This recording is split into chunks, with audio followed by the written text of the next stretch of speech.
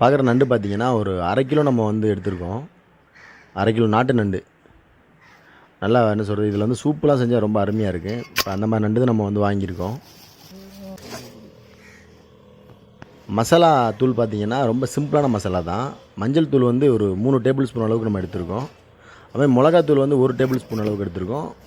அது கூட வந்து மீன் மசாலா தூள் அது 1 டேபிள் ஸ்பூன் சேர்த்துருக்கோம். அவ்வளோதான், ரொம்பலாம் தேவையில்லை மசாலா தூள்.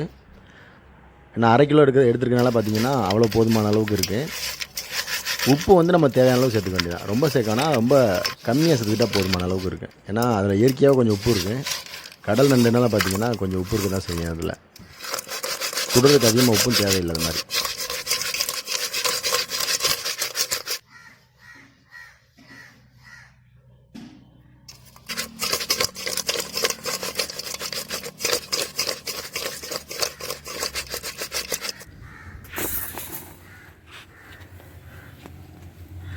கூட போடு. ரைட்டு. ஓகே, சரிதான். போட்டாச்சா?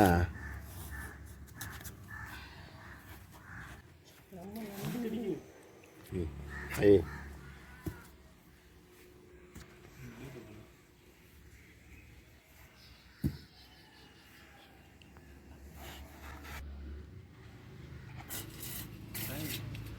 சரியாக்கா. இப்போ நெருப்பு ஃபஸ்ட்டு போட்டுக்கிறோம்.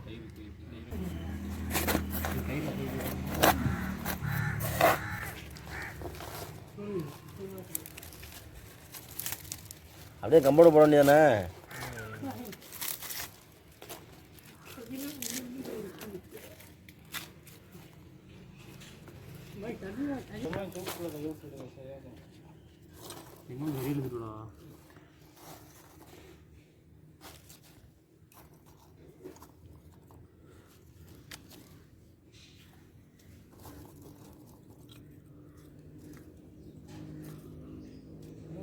போலீஸ் போயிடும், சொல்லக்கூடாது. आज IPS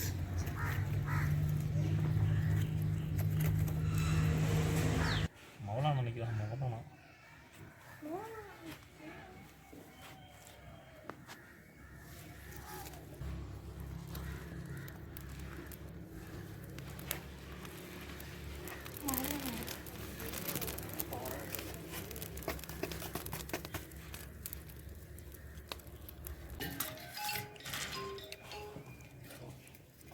பூரா டே புளியங்க நல்லா சுட்டுருக்காங்கப்பா. அது நல்லா இருக்கலாம். சரியா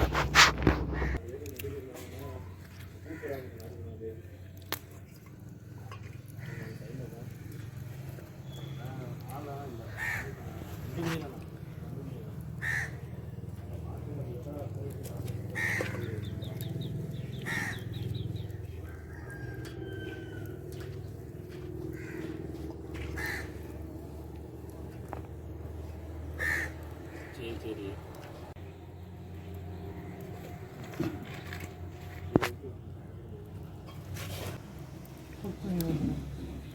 சரி மச்சான். சரி கொடுக்க.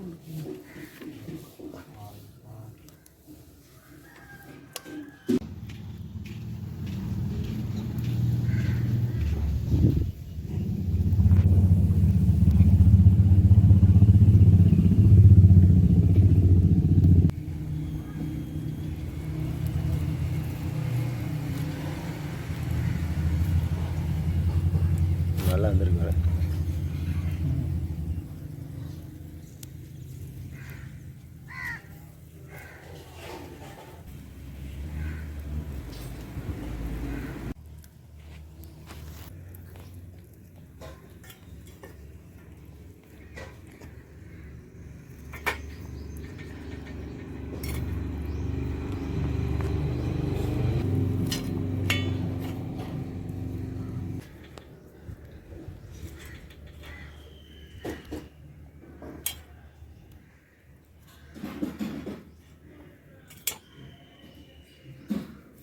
அப்படியே சின்னமாக பார்ப்போம். மசாலாவோட அந்த வாசமும் அந்த நண்டோட வாசம் பார்த்திங்கன்னா ரொம்ப அருமையாக இருக்குது. பார்க்கவே நாக்கில் எச்சில் ஊறுது, அந்தளவுக்கு பார்க்க அருமையாக இருக்குது.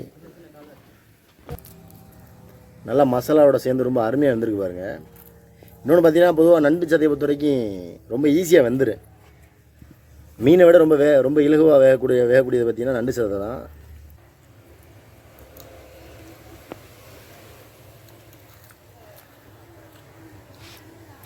ரொம்ப அற்புதமாக இருக்குது.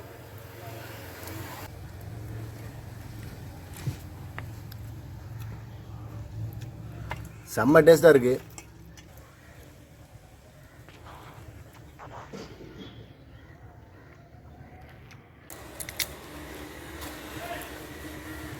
சமைக்கிறத விட நீங்கள் இந்த மாதிரி சுட்டு சாப்பிட்டு பாருங்கள். இந்த 10 நிமிஷத்துலேயே பார்த்தீங்கன்னா நல்லா அருமையாக வந்துருச்சு நமக்கு. இது மாதிரி நீங்களே சுட்டி ட்ரை பண்ணிடுங்க. ரொம்ப நேரம் எடுக்காது, இது ஈஸியாக செஞ்சிடலாம் நம்ம.